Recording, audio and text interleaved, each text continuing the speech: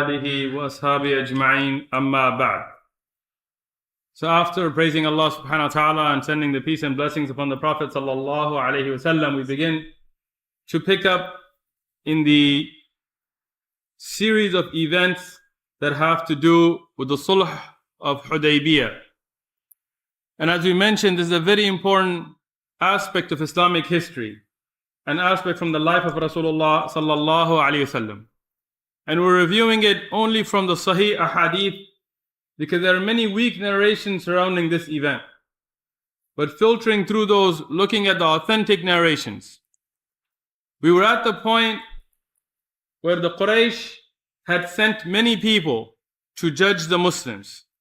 And they had understood from the advice of many people that the best course of action to take would be to make sulh, to make a peace treaty.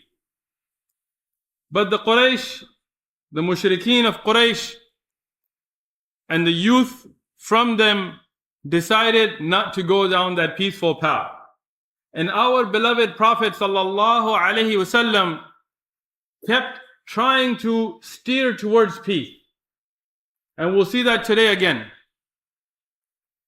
But some of the shabab or the youths from the Quraysh, they decided, what will they do? They will do a surprise attack on the Muslims. And even though the elders of the Quraysh had not sanctioned such a move, because you will see دائما, continuously, the people that have experienced life more, they know how to think through things. And that's why it's always a good idea for the shabab, for the youth, to seek the counsel or the shura or the advice of those older than them. Because people that have experienced life, they have learned things through the experience of life that you can't learn from books, that you can't learn from internet, courses and things, that you learn through life. So the elders of Quraysh, they realized that a war would not be beneficial for them. But the youth, they were hot-headed. So some of the ulama, like At-Tabari and others, they mentioned that 70 of them. Ibn Sa'ad and others mentioned 80. So between 70 to 80 of the young guys of Quraysh, they wanted to instigate a war with the Muslims. So they went out in the darkness of the night to attack the Muslims that were there. Now, the Muslims, as we discussed in the earlier durus, according to the most authentic of the riwayat, there was 1,450. So these 70, 80 youth didn't expect that they're going to win. Their idea was just to instigate a fight. They wanted to cause a problem. So they just wanted to spark a war, start a fire, the fire of war. So when they went out at night, the Muslims were not sleeping. And this is a lesson for the Muslim ummah today and the Muslim leaders who are lost in their desires, asleep, not realizing the plans the enemies of Islam are making. The Prophet sallallahu alaihi wasallam and the Sahaba radiallahu anhum were always vigilant for the sake of Allah subhanahu wa ta'ala. So one of the heroes of Islam, one of the great Sahaba, we spoke about him many a times and his brave actions, Muhammad ibn Maslama. Muhammad ibn Maslama radiallahu anhu, he was on guard, he saw these people coming, he took a group of the Sahaba and they captured all of them. Without a fight, they captured all of them. The 70 to 80 young mushrikeen from Quraysh were all captured. And they were attacking the Muslims. So now, what is the haqq of the Muslims in a time where you are being attacked, transgressed against, that you take them as prisoners? You could even kill them. They are in a state of fighting you. But our beloved Prophet sallallahu alaihi wasallam, because of his great akhlaq, because of his great hikmah, because of his hilm, because of his foresight, because of what Allah subhanahu wa ta'ala blessed him from patience, and most of all because of his great love for peace and sulh,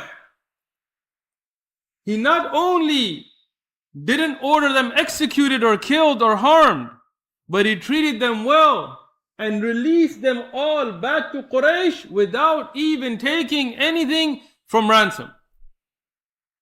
No fidya, even though it's a haqq during the times of jihad. If we look at modern history, you will not find somebody who is the leader of a state more dedicated to peace, more dedicated to keeping the peace than Rasulullah sallallahu alaihi wasallam. And we challenge the Orientalists and those kuffar who claim to be experts on Islam and try to distort history to look at Hudaybiyah and look at the authentic sources and tell us who in the history of mankind as the leader of a state has been this patient.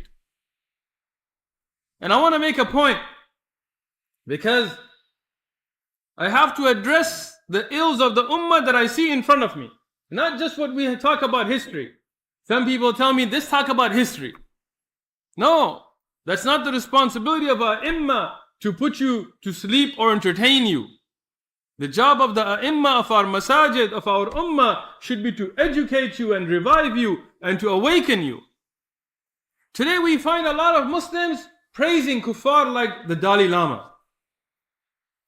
We see these Muslim salats meeting, shaking hands, kissing, speaking, praising this mushrik who claims to be Allah. Na'udhu billah.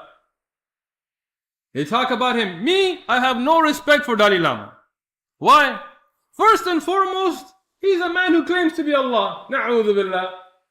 Secondly, even if you leave a religious perspective, this is a man having tea with the queen and having dinner with rock stars and going around with movie stars, going to the White House and having all this while his people in Tibet are killed and tortured. Where is he for them?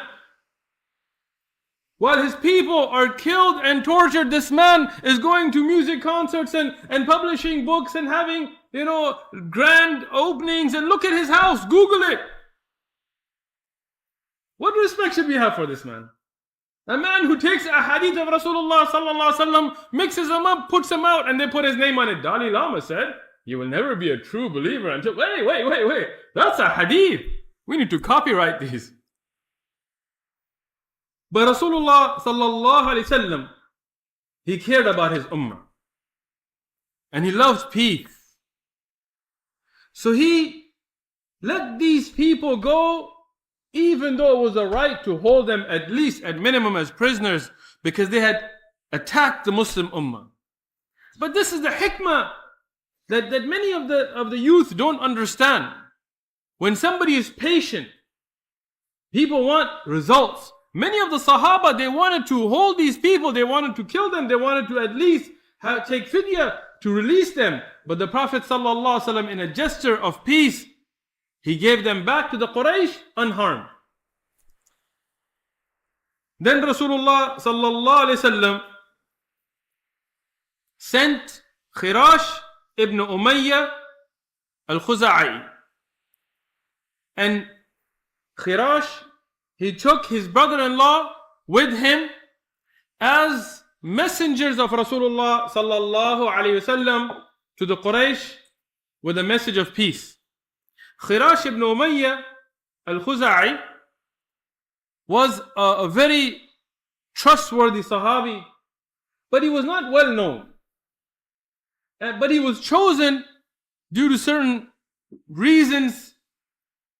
At that time, Rasulullah sallallahu alaihi wasallam wanted to keep the well-known, important Sahaba around him, and he was somebody trustworthy. He had some dealings with the Quraysh, so he was chosen.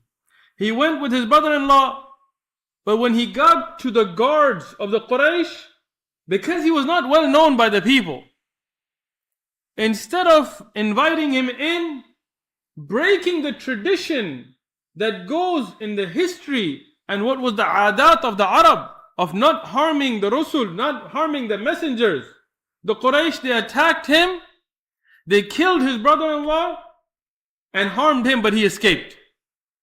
And subhanallah, here we have to pause and we have to think and we have to wonder, how does mankind not see the difference in attitude here? How do kuffar even not see the great akhlaq of Rasulullah sallallahu alaihi wasallam? What did the Quraysh do? They attacked the Muslims. When the Muslims had not attacked them, 70 or 80 of their youth attacked the Muslims captured them, but released them unharmed. While on the other hand, the tradition of the Arab, and the tradition till today, is that you don't shoot the messenger. Even in English we have a saying, don't shoot the messenger. Because who's bringing a message, he's not at war.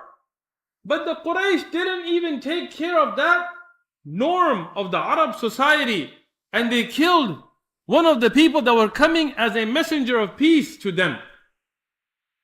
Here many of the Sahaba radiallahu anhum, they wanted to now go to war. But our beloved Prophet sallallahu alaihi wasallam, due to his love for peace, he calmed those Sahaba down. And they made a shura. And they said, who should we send? Who is best qualified to be sent to the Quraysh? And one of the names that came up was Umar ibn Khattab radiallahu anhu, the great Khalifa, the great Sahabi, Umar. Umar radiallahu anhu himself excused himself. He asked Rasulullah sallallahu alaihi wasallam not to be sent. He said, why? He said, because I've had very harsh dealings with the Quraysh. And there is a lot of bad blood.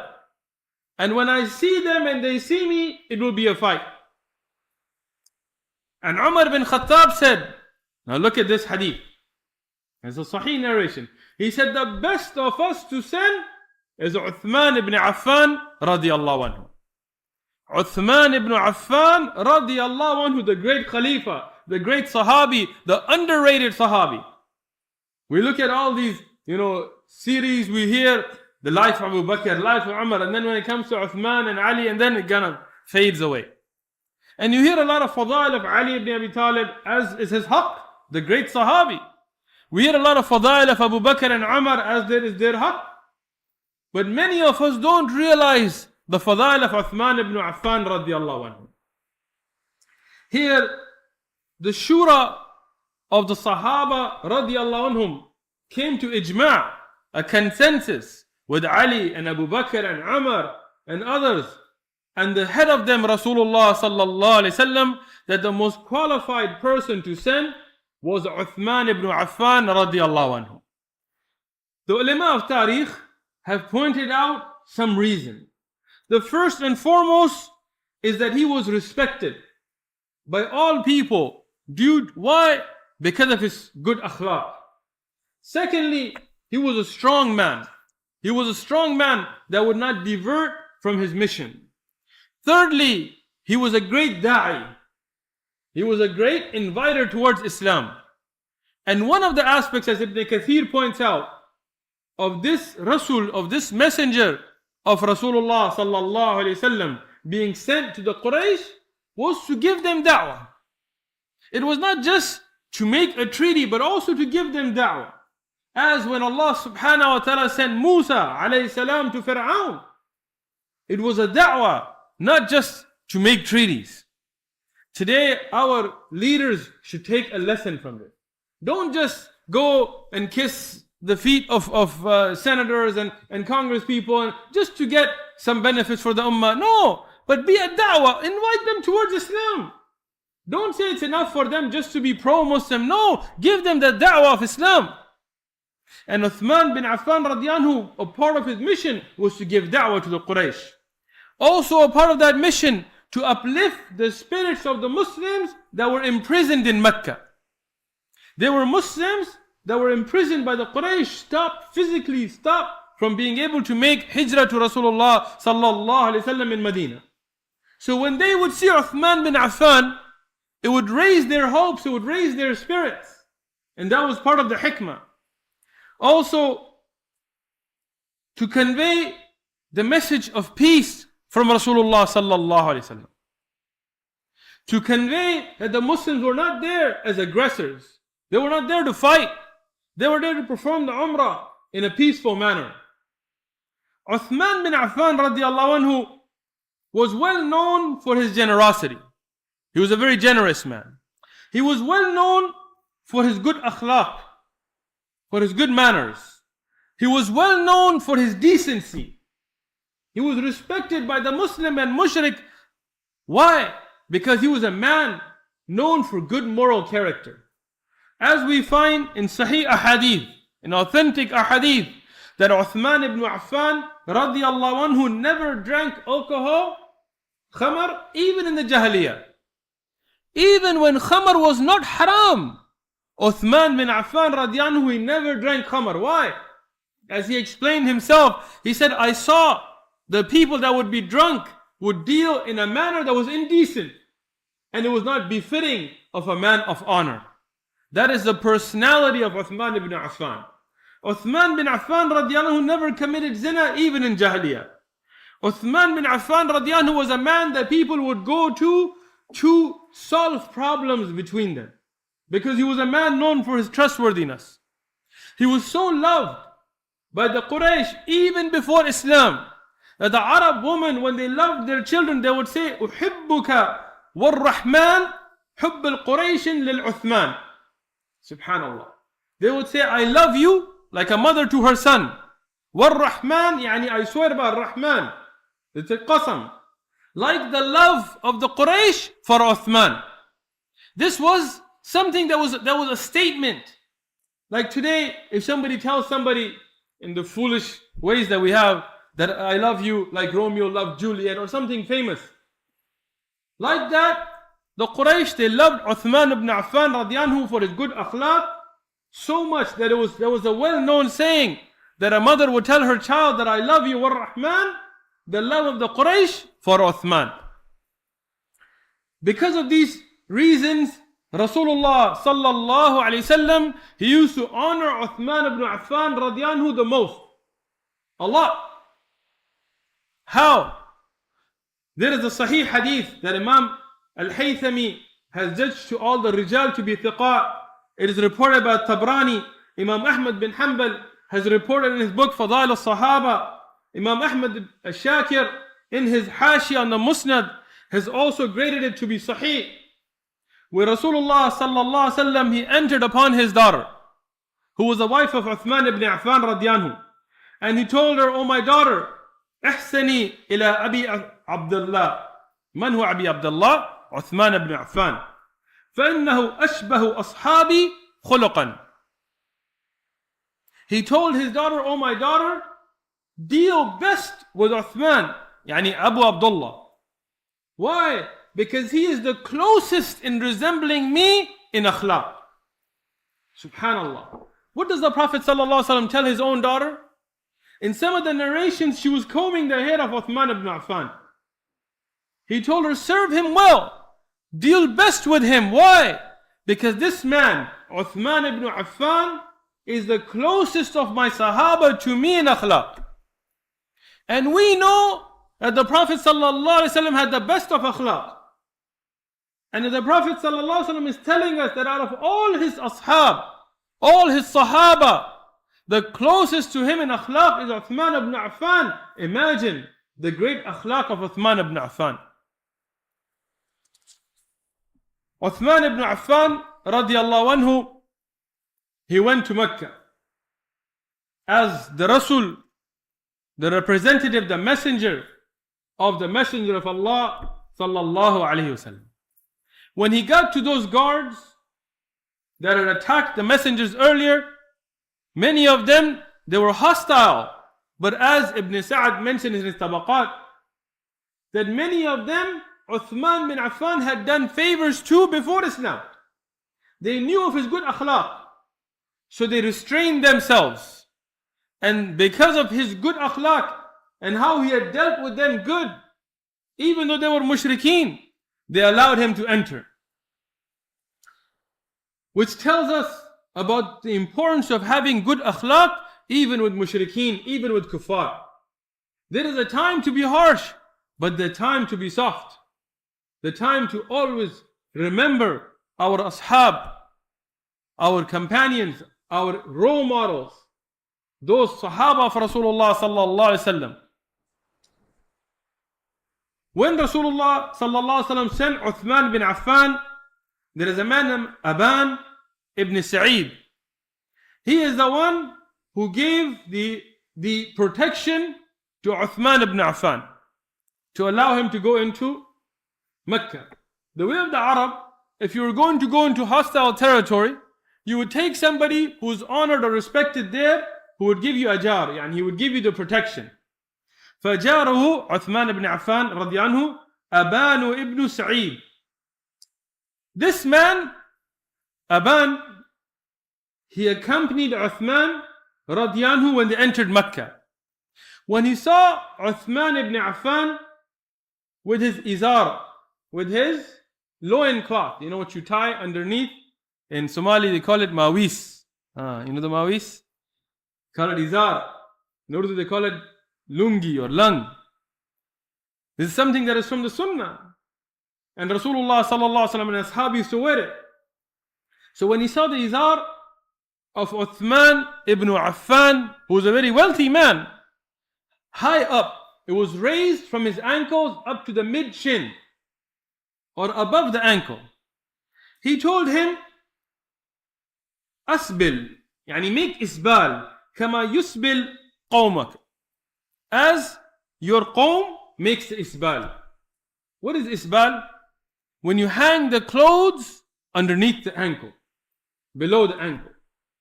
So Aban, he tells Uthman ibn Affan that lower your izar, make isbal, yani lower it from the ka'bayn, yani the ankles, as your nation. Yani as some of our speakers, they say, my people, they do this. In my country, in my culture, in America. We're America now. Where's American Islam?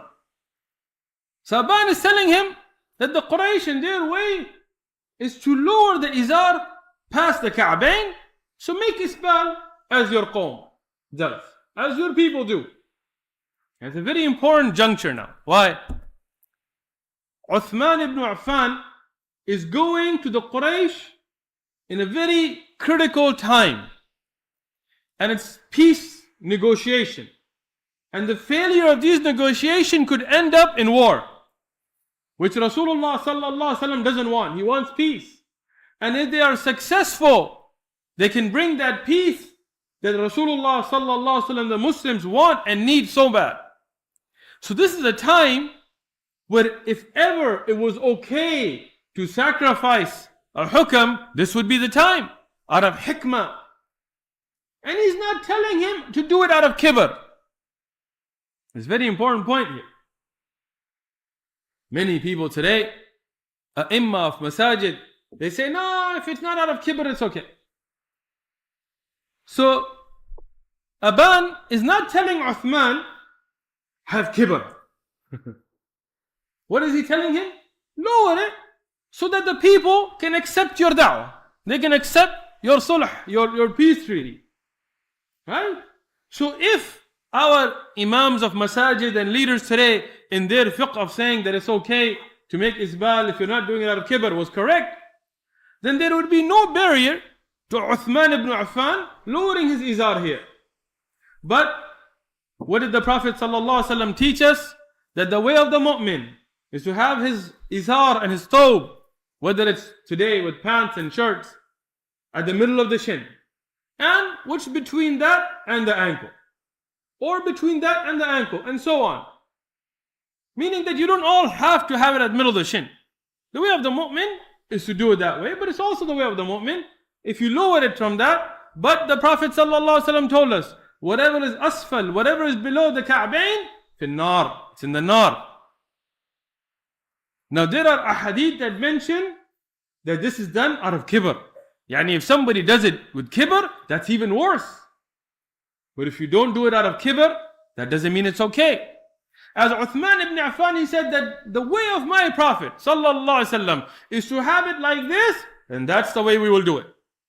Doesn't matter what the Quraysh does, doesn't matter what my people, my nation, my people, my country, my culture, doesn't matter.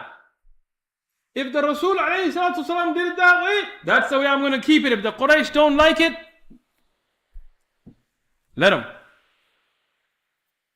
My brothers and sisters in Islam, some things seem small to us. And I know after this dars, somebody's going to come up to me, or 2 or 3 or 4, or maybe I'll get an email. Why do you mention little things? If these things weren't important, why would the Sahaba be so staunch on it? Why is it that Umar bin Khattab radiallahu anhu, at the time of his death as the Khalifa of the Ummah, he saw a Sahabi making isbal, he told him, raise this. He didn't ask him, are you doing it out of kibr or not? No doubt doing it out of kibr is worse, but not doing it out of kibr is not okay. Whether it's makruh or haram is besides the point. The point is it's not okay. Uthman bin Affan radiallahu anhu, he continued to keep his izar up. And this is something very important. That Uthman radiallahu anhu didn't do it because he would have made isbal out of kibr. Rasulullah sallallahu alaihi wasallam, when he kept his izar up, do you think that if he had lowered it, he would have kibr? Do you think? What amazes me is when people make tazkiyah of themselves. You see, a regular person, maybe they don't know, maybe they don't understand the importance of it, but you see an imam, a alim, somebody with knowledge, and you tell them, Akhi, why are your pants below your ankle? They say, I don't have kibr. MashaAllah, you know your heart. You have tazkiyah of yourself. You have more tazkiyah than Rasulullah sallallahu alaihi wasallam, than Uthman ibn Affan, than the Sahaba radiallahu anhum. Ajib. Amazes me. The one who says I don't have kibr, that's the one that has kibr. May Allah protect us. When Uthman ibn Affan radiallahu anhu came to the Quraysh, they saw him to have good akhlaq. And even though they saw him changed to have even better akhlaq than he used to, but they knew of him and they knew of his good akhlaq, so they told him, Uthman, you are somebody loved by our people. You have great manners in the past and today. So we want to offer you something good. Since you are in ihram anyway, and you came to make umrah, and you are here, go ahead and perform the umrah as a gesture of kindness. Now, would it be haram for him to perform umrah? No. There is thawab in it. Umrah is something good. That's what they came out for. So he could have gone ahead and performed the umrah. In fact, in one of the ahadith, it mentions that the Sahaba radiallahu anhum, when Uthman radiallahu anhu went to Mecca, and they didn't have any idea about what's going on. They have no internet, they're not FaceTiming each other.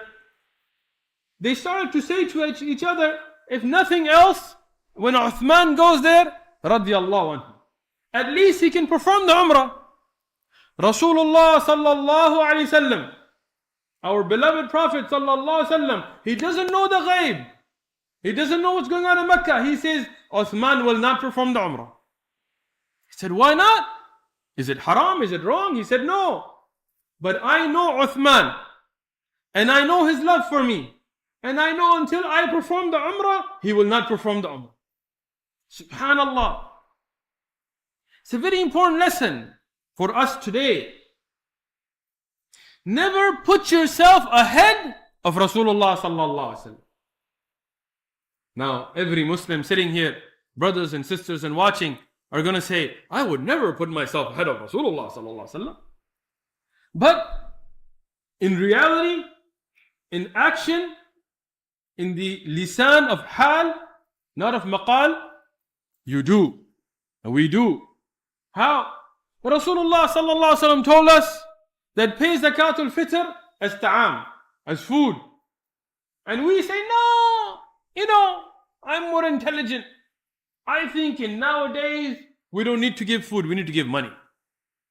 Look, if the Rasulullah alayhi salatu wasalam said ta'am, give ta'am. If he gives sa'a, and he explained how to give food, not money, follow the way of Rasulullah sallallahu alaihi wasallam. You don't need to come and deduce some better way.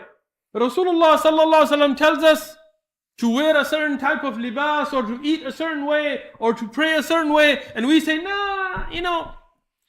in my madhab, we know better. Na'udhu billah.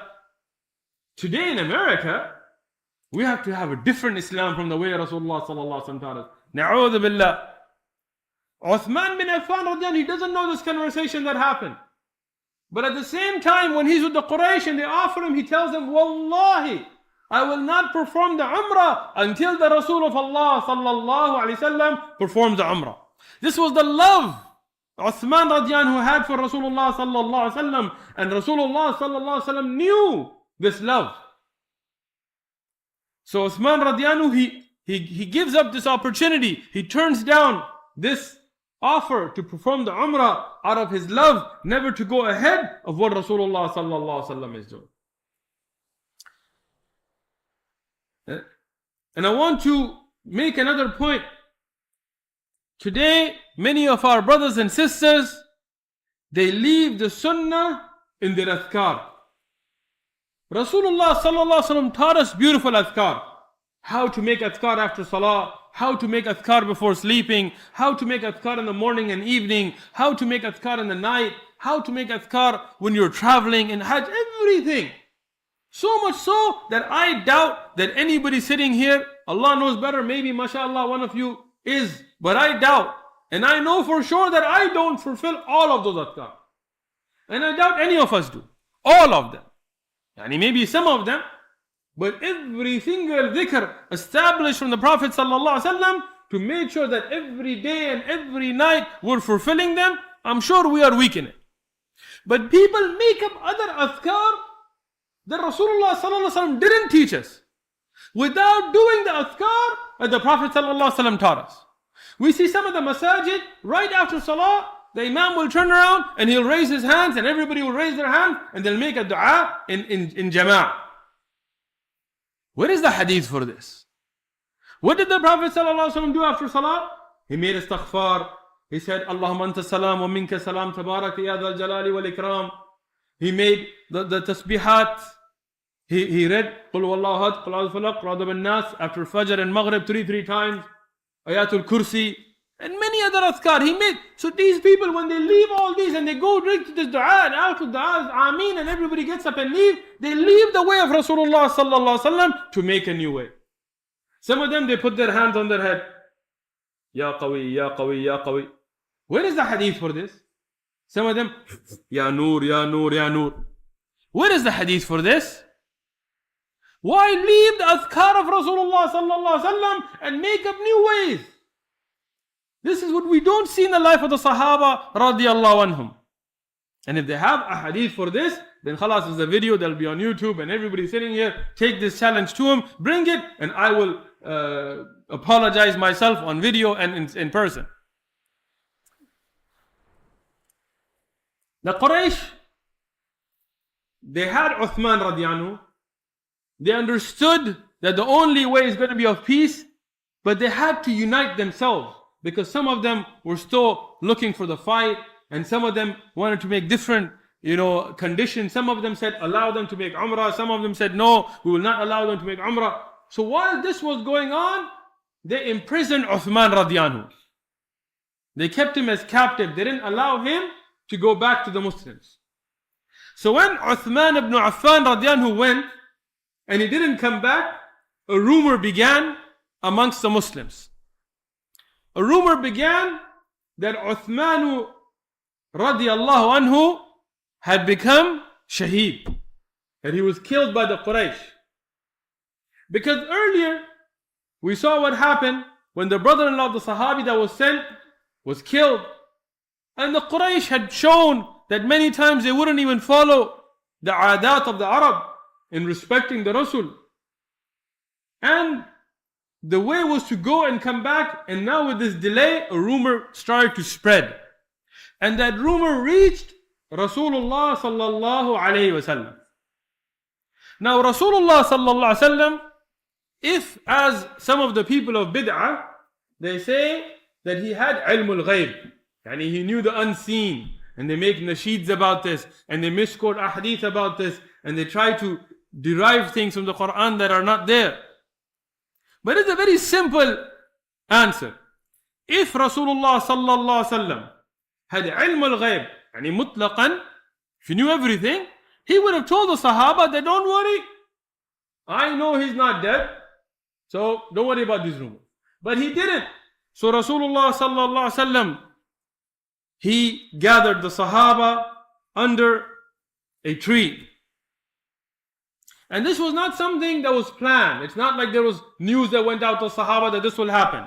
But when that news reached Rasulullah sallallahu alaihi wasallam, that Uthman ibn Affan radiyallahu anhu was killed, the Prophet sallallahu alaihi wasallam, he loved Uthman radiyallahu anhu so much that he became very emotional.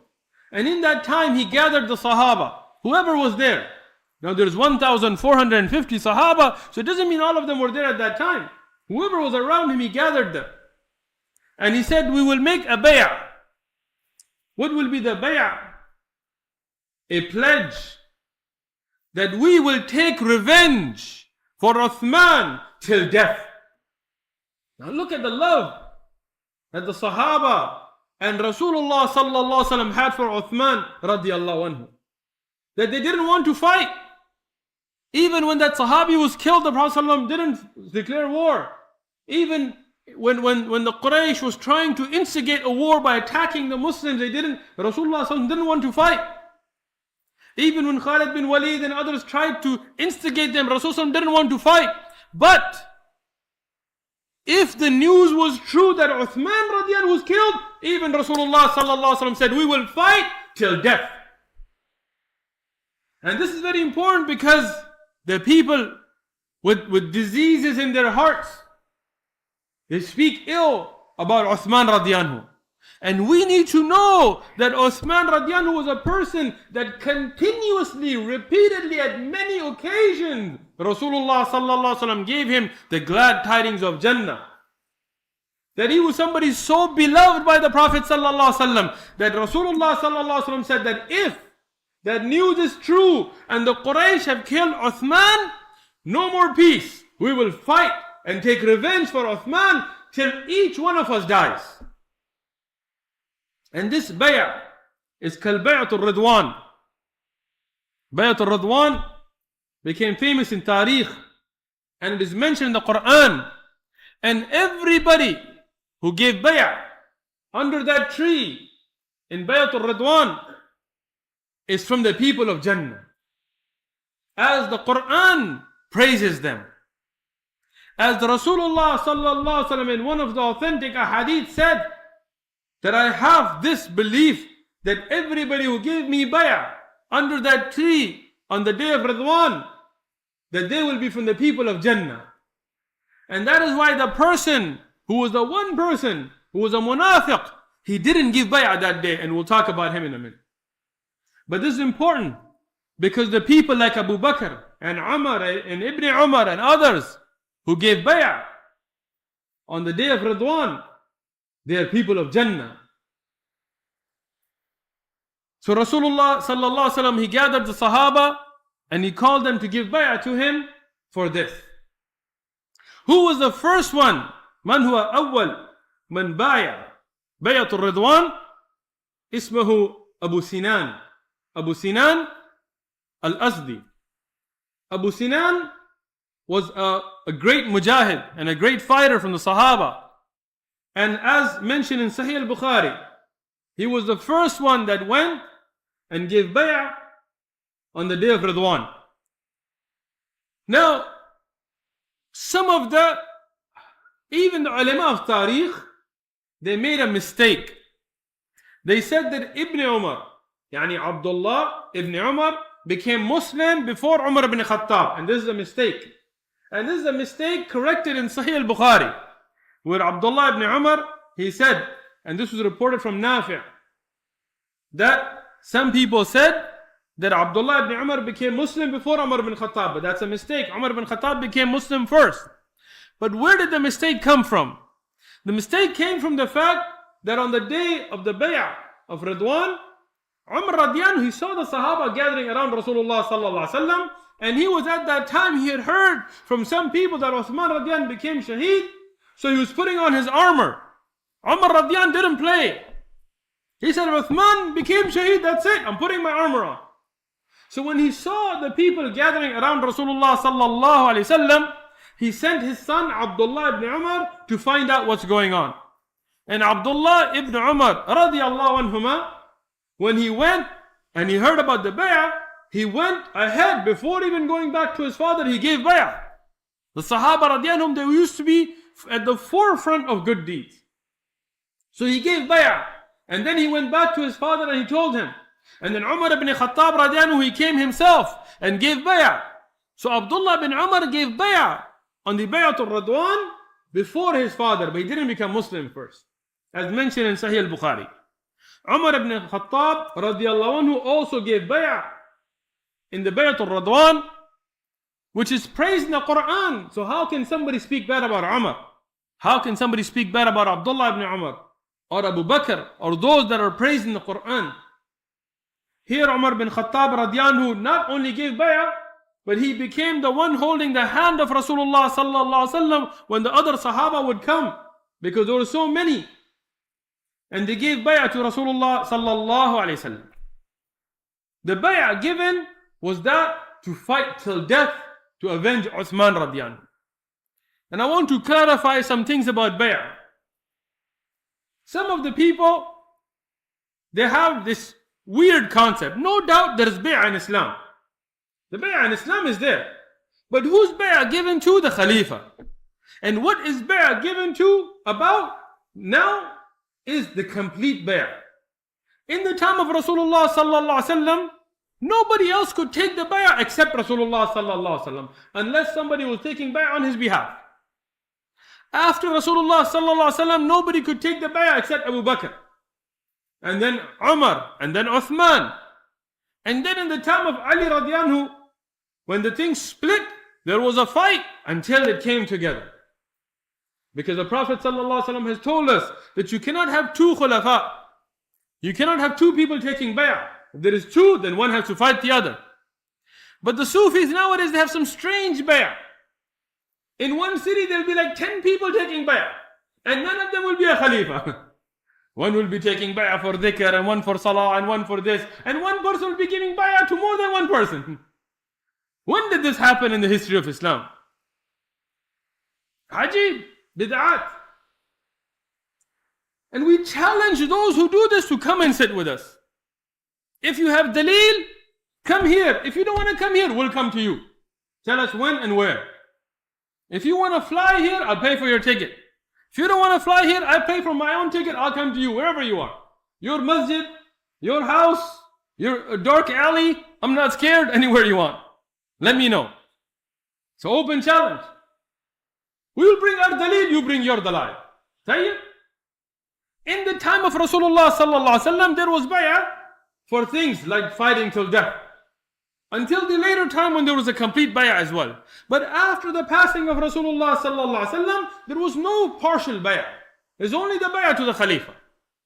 There is loyalty to alim, no doubt. But now a bay'ah has become a joke. And this is something instigated by the enemies of Islam to take away from the real bay'ah, to take away from the real Khalifa. And that's why they say, oh, I am the Khalifa of Fulan, and he is the Khalifa of Fulan, and he is the Khalifa of Maulana Fulan, and he's the Khilafah. With these bid'at, you've taken away from the real Khalifa, the real unity of the Ummah, the real bay'ah, by making these jokes. And we don't realize the harm, but this has harmed the Ummah. Some of the Sahaba, like Salama radiallahu anhu, he gave bay'ah 3 times to the same, to Rasulullah sallallahu alaihi wasallam. He went early, he gave bay'ah in the beginning. Then he saw the Sahaba going, and he wanted to go again. He loved to fight for the sake of Allah, he gave bay'ah again. And then Rasulullah sallallahu alaihi wasallam saw him sitting under a tree. He told him, did you give bay'ah? He said, yes. He said, do it again. Because Salama radiallahu anhu was a great fighter. And he loved khair. And he gave bay'ah again to Rasulullah sallallahu alaihi wasallam, to increase in the goodness. Now, what about, we talked about the fadail of those that give bay'ah. One of the things that the Rafidah, the filth of this ummah, or it's outside the ummah, but they consider, they try to speak ill about Uthman radiallahu anhu. And what do they say? They said, oh, if you praise those that gave bay'ah under the shajar, under the tree, on Bay'atul Ridwan, was Uthman there? Abdullah ibn Umar in al-Bukhari, he made rad of this. But before we do that, one of my own teachers, he said something beautiful. He said, what kind of a... I'll watch my language. I'm translating from other languages anyway, so... What kind of an idiot? What kind of a fool? What kind of a moron? Asked, where is Uthman? Why was the bay'ah of Ridwan being given? It was for Uthman. Who was it for? It was for Uthman. But Abdullah ibn Umar radiyallahu anhuma in the hadith, that is hadith number 3699 in al-Bukhari, in Sahih al-Bukhari, he says, أن رسول الله صلى الله عليه وسلم أخذ بيديه اليمنى. Verily Rasulullah صلى الله عليه وسلم took his own right hand, يعني he took his left hand upon his own right hand. وقال صلى الله عليه وسلم هذه يد عثمان. He said, this is the hand of Uthman. Rasulullah sallallahu alayhi wasallam took his own Mubarak hand, his blessed hand, and put it upon his other hand and said, this is the hand of Uthman. And that's why the ulama of Tariq in consensus said that the best bay'ah on Bay'atul Ridwan was the bay'ah of Uthman. Why? Because everybody else, it was the hand of the Sahaba, but here it was the hand of Rasulullah sallallahu alayhi wasallam for the hand of Uthman ibn Affan. I was reading in the books of Tariq, some of the Sahaba, they said that the left hand of Uthman, yani it was the left hand for Uthman, was better than our right, because it was the hand of Rasulullah sallallahu alayhi wasallam. Now our ummah needs to wake up. We are not the Isna Ashar. We cannot stand by those who would curse somebody that Rasulullah sallallahu alaihi wasallam said we will die for him, to take revenge for him. That the hand of Rasulullah sallallahu alaihi wasallam was the bay'ah for his hand. That Allah subhanahu wa ta'ala praised in the Quran that bay'ah that was given under that shajara for that man. We must defend Uthman ibn Affan. We must name our children after him. We must learn about his seerah. We must learn about his greatness. Because this is from the shining stars of the Sahaba radiyallahu anhum. Allah subhanahu wa ta'ala did not accept anybody who was a munafiq or had any nifaq in their heart to give bay'ah on the day of Ridwan. And that's why one of the men, his name is Jad ibn al-Qais. In some of the books it's Al-Jad ibn al-Qais. And he was a person with nifaq in his heart. And he was the only one amongst them. And Allah subhanahu wa ta'ala exposed him. When the bay'ah was going on, he was looking for his camel, his red camel. So everybody gave bay'ah except Sahib al-Jamal al-Ahmar, except the man with the red camel, Al-Jad ibn al-Qais. He went looking for his camel, and he said, in some of the Kutub al-Tariq, that he said, what you guys are doing is more important for me to find my red camel. Why? A red camel was very expensive, was wealthy. So this munafiq, he saw the bay'ah and jihad for revenge for Uthman as less important than the wealth of the red camel. And everybody who takes Islamic umur to be of less important than the dunya, they follow this munafiq. As Ibn Hajar, he says about this. He says this is a pattern that the people later went. And that's why Allah subhanahu wa ta'ala did not let the one who had the greatness of dunya in his heart to give bay'ah. And from the istidlal of that, those that gave bay'ah, they had no nifaq in their heart. Allah subhanahu wa ta'ala praised them. So here, this munafiq, he made the excuse looking for his red camel, his expensive camel, and he left such an important thing. When I was reading this, tears came to my eyes. Ajib, something strange. Look, you have the greatest treasure, the greatest wealth. You could have been from those that are praised in the Quran.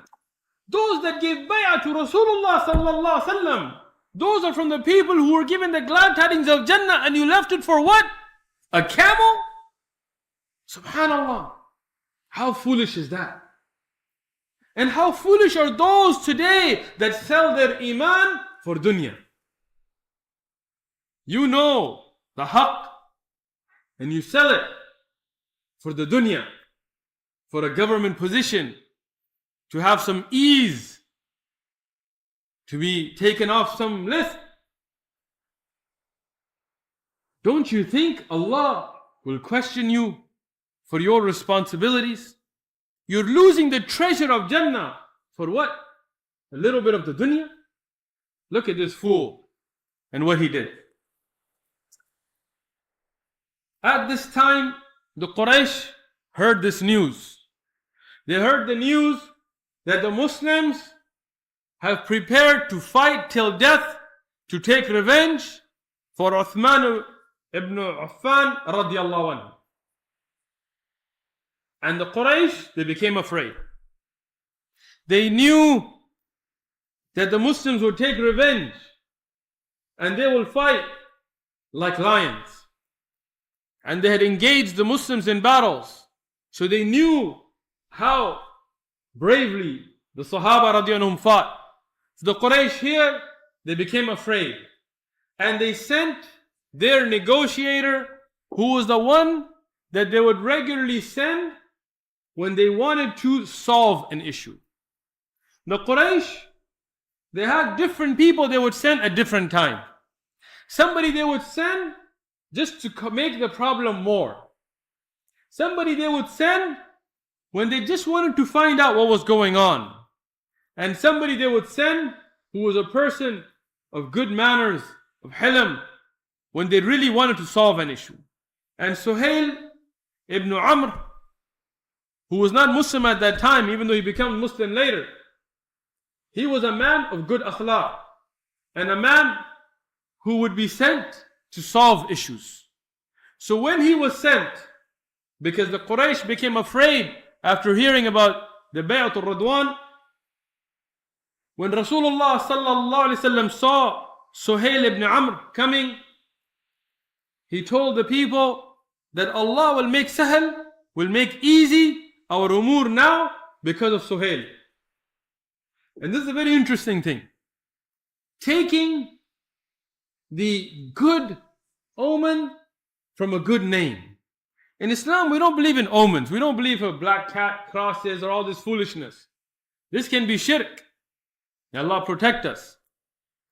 But to take a positive indication from a positive sign is something established from the life of Rasulullah sallallahu alaihi wasallam, from the Sahih Ahadith.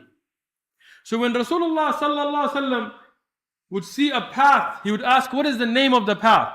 If it was a bad name, he would not take a bad omen.